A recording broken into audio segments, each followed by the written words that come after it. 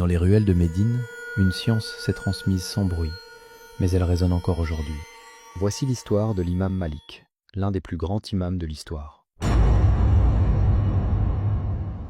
À Médine, la ville bénie du prophète sallallahu alayhi wa sallam, naît un enfant destiné à devenir un géant du savoir, Malik ibn Anas.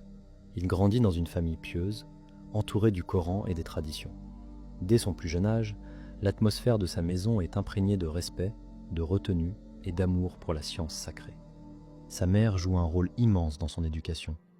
Avant de l'envoyer étudier, elle lui répète sans cesse ces mots qui marqueront toute sa vie. Apprends les bonnes manières avant la science.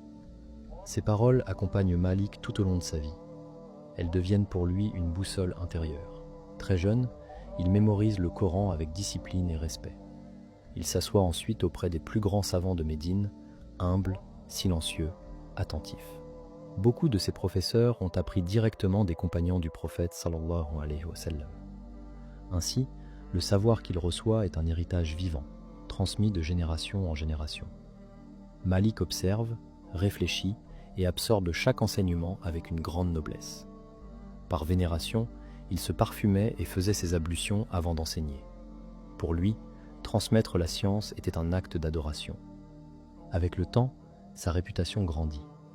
Des étudiants viennent de tout le monde musulman pour s'asseoir à ses pieds. Pendant plus de 40 ans, il travaille patiemment sur son chef-d'œuvre, Al-Muta, un livre qui rassemble les hadiths, les paroles des compagnons et les règles juridiques.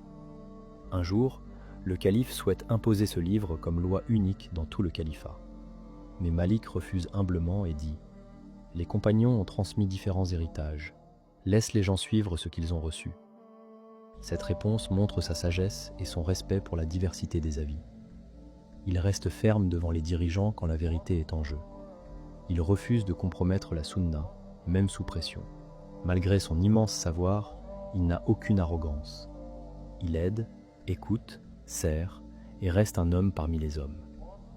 Toute sa vie, il refuse de quitter Médine, la ville du prophète sallallahu alayhi wa sallam. Il choisit de rester là où son cœur est en paix. En l'an 179 de l'Hégire, Al-Imam Malik meurt à Médine. Son âme quitte son corps dans la sérénité. Il laisse derrière lui un héritage immense, Al-Madhhab al-Maliki, un chemin de science, d'adab et de sagesse qui continue d'éclairer les cœurs jusqu'à aujourd'hui.